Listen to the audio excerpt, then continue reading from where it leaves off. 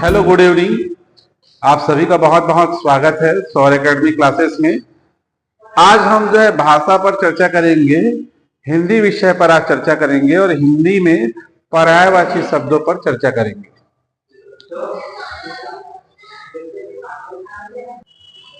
हिंदी के पर्यायवाची शब्दों पर चर्चा करेंगे। शब्द ज्ञान बहुत आवश्यक है और अपने शब्दों को बिल्कुल जो है कैसा बनाना चाहिए, हर व्यक्ति को जो है समृद्ध बनाना चाहिए। भाषा का बड़ा महत्व होता है। आज हम हिंदुस्तान में रहते हैं और आज हिंदी में बात करना बिल्कुल धीरे धीरे क्या होता जा रहा है, कम होता जा रहा है।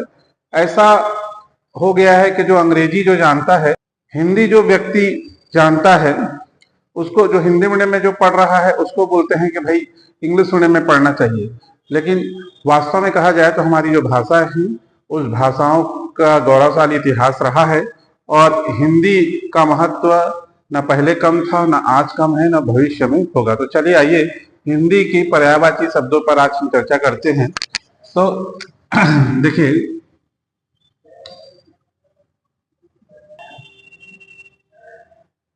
हिंदी, ठीक है। देखिए, हिंदी में आप पढ़ने वाले हैं हम जो है पर्यायवाची शब्द, जिसे प्रतिशब्द भी कहा जाता है और समानार्थी शब्द भी कहा जाता है। प्यारे बच्चों, आपने देखा होगा हम जो है छोटे छोटे शब्दों को लेकर के बड़े शब्द का आपका शब्द बनाते हैं। तो इसमें से आप देखिए बड़े शब्दों का निर्माण करते हैं। तो इसी श्रृंखला को आगे बढ़ाते हुए हम आज पर्यायवाची शब्दों को विस्तार से समझेंगे। जैसे जल, जल का पर्यायवाची क्या होता है? नीर। अंबु, वारी, पय, तोय और एक होता है आपका सलील। देखिए, जल का पर्यायवाची और पानी भी होता है। तो पानी का पर्यायवाची क्या हो गया? जल, नीर, अंबु, वारी, पय, तोय, सलील। जल, नीर, अंबु, वारी, पय, तोय, सलील। प्यारे बच्चों, देखिए, द का मतलब होता है देने वाला, देने वाला।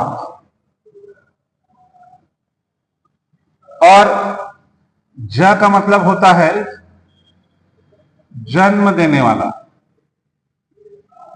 देने वाला, या जन्मा बोल सकते हैं जहां से उसका जन्म हो रहा है। धर का मतलब होता है धारण करना, धारण करना।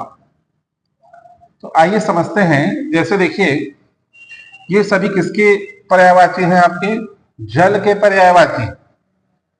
हमने देखा कि ज का मतलब होता है आपका जन्म देने वाला।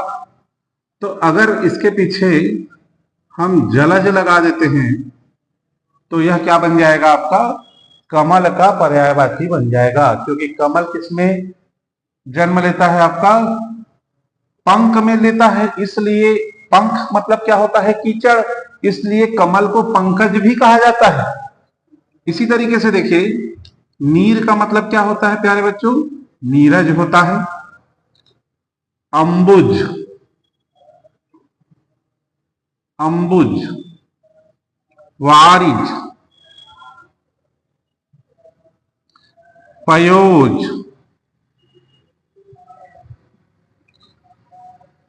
अब ये सभी किसके पर्यायवाची हैं? कमल के पर्यायवाची हैं। इसके कमल के पर्यायवाची। जलज, नीरज, अंबुज, वारिज और पयोज। अब मैंने आपको क्या बताया? द का मतलब देने वाला।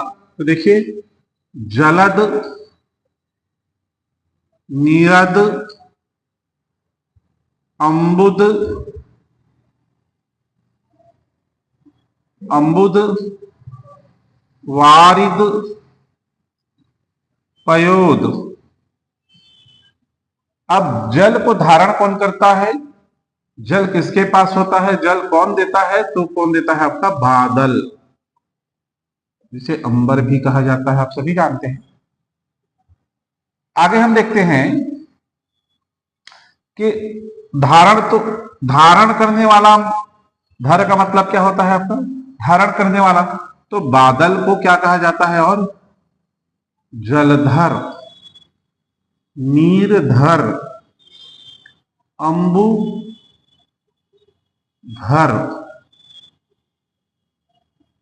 वारीधर, पयोधर, पयोधर। प्यारे बच्चों, इसी तरीके से निधि का मतलब होता है खजाना। निधि का मतलब क्या होता है? खजाना। तो जल का खजाना कौन है? समुद्र है।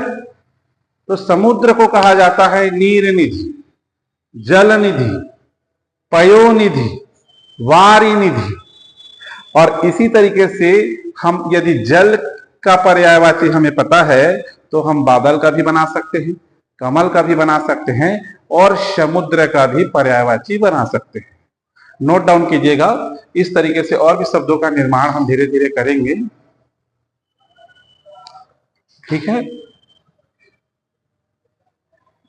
देखिए, हमारा क्लास आपको कैसा लगा?